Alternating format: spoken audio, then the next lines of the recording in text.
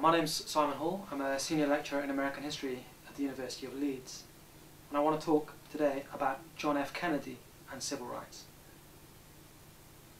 The greatest domestic challenge in America during the 1960s was civil rights, and for the first 2 years of his presidency, John F. Kennedy offered neither bold leadership nor decisive action on race relations.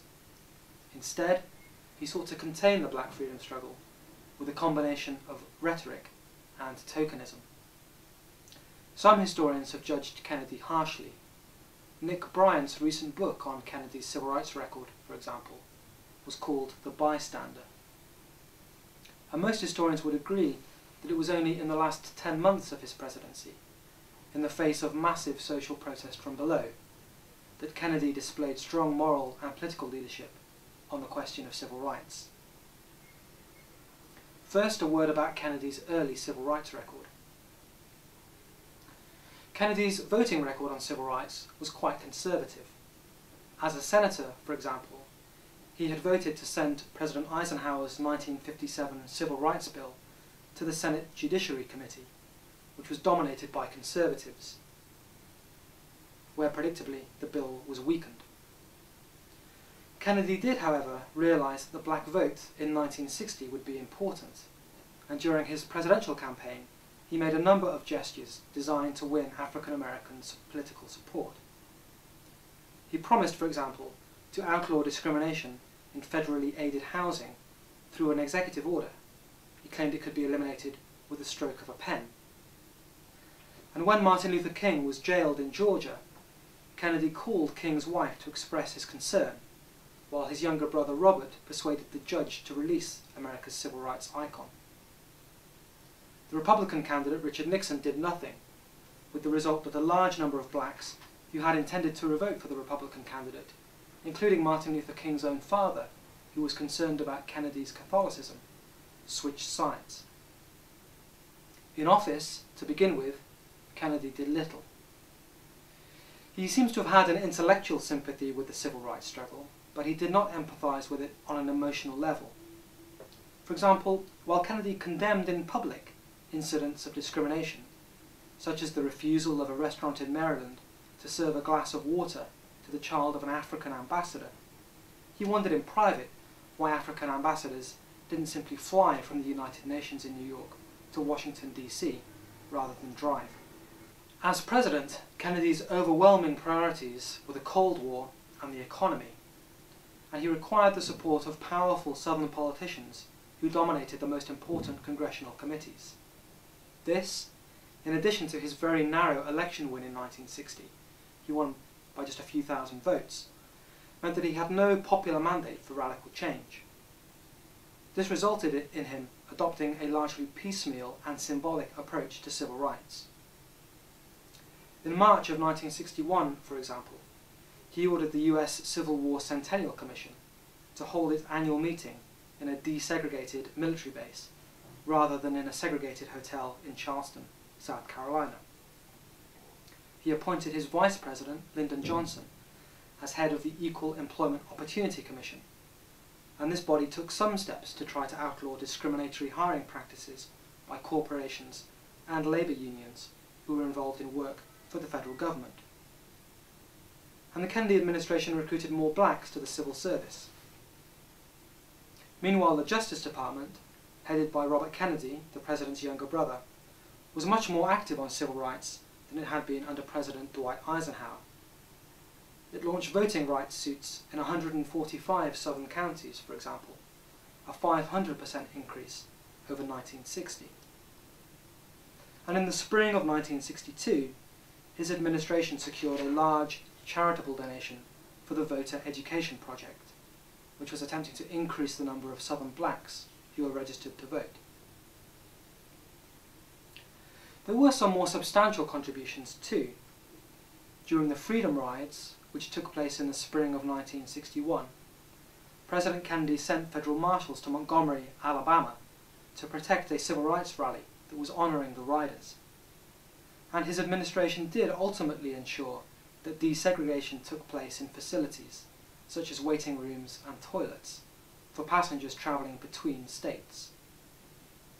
But initially, his response had been to try and get the freedom rides called off, on the grounds that they were causing him personally and the United States embarrassment on the eve of an important summit with the Soviet leader Nikita Khrushchev.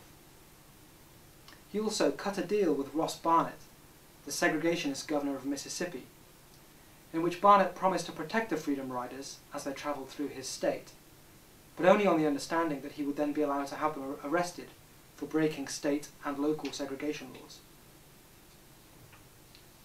In the autumn of 1962, Kennedy sent federal marshals to the University of Mississippi at Oxford to ensure that James Meredith, an African American, was admitted to the university. But Kennedy only acted because law and order there had broken down totally and was damaging the president's authority. Overall, during the first 2 years of his administration, Kennedy's civil rights policy was more style than substance, and sometimes his decisions even set back black progress.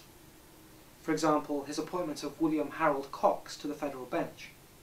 Cox was a segregationist who referred to blacks in his courtroom as niggers and compared them to chimpanzees, and he made a habit of ruling against civil rights activists and their supporters in cases that challenged segregation. While Cox's rulings were frequently overruled, this only happened after lengthy and costly appeal.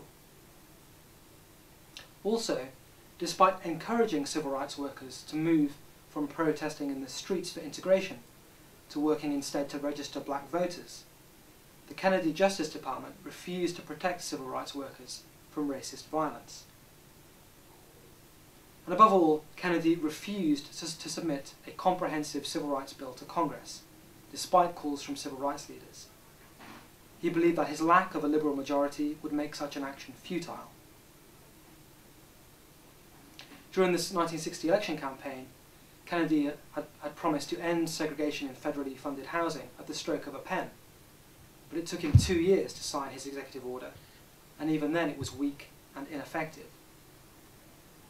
Robert Kennedy's later comment that he didn't stay awake at night thinking about civil rights sums up the administration's attitude during its first 2 years. During 1963, though, the Kennedy administration's approach to civil rights changed in important ways, and for a variety of reasons. For one thing, Kennedy knew that the black vote would likely be important in the 1964 presidential election. And it was also clear that Kennedy had less to gain politically by continuing to play it safe on civil rights. Even his moderate, symbolic and tokenistic approach had alienated Southern Democrats, and little progress had been made on many of Kennedy's other domestic priorities. The first sign of change came in February of 1963, when Kennedy sent a message to Congress urging an end to racial discrimination and asking the Congress to pass legislation to strengthen black voting rights. Although this was positive, there was still no commitment to a comprehensive bill to eliminate legal segregation. And while Kennedy called for action, he did not propose any. It was the civil rights campaigns of 1963 that would produce the decisive shift in the Kennedy administration's civil rights policy. During the spring of 1963, there were some 2,000 civil rights protests in 300 American cities. The most famous of these campaigns occurred in Birmingham, Alabama.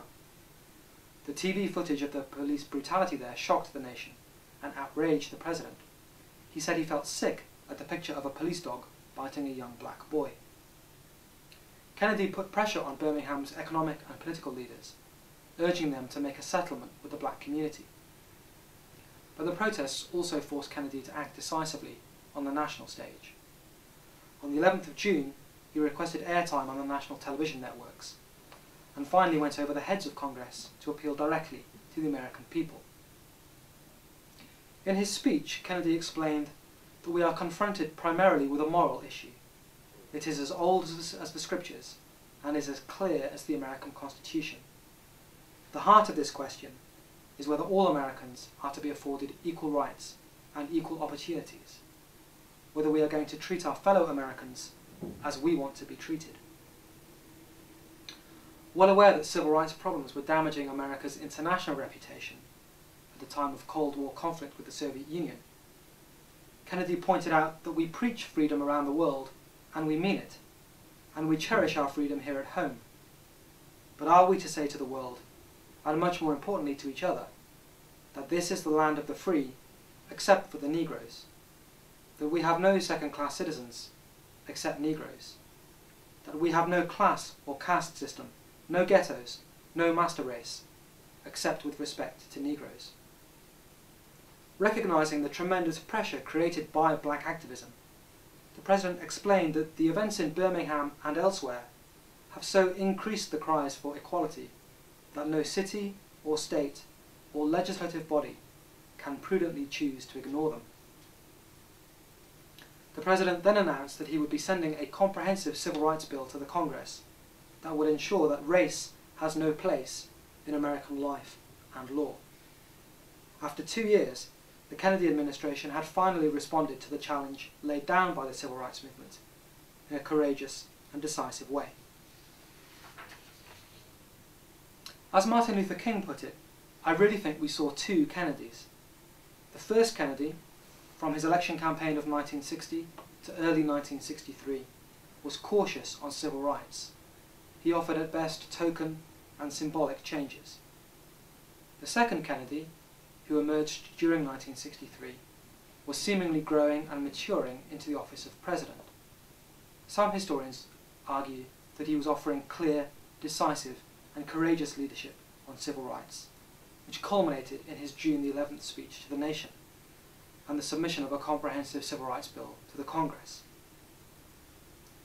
John Kennedy was assassinated in Dallas on November the 22nd, 1963 by Lee Harvey Oswald, leaving historians only with questions about what he might have achieved had he served a second term. In the event, it would be Kennedy's successor, Lyndon Johnson, who would go down in history as the nation's greatest civil rights president.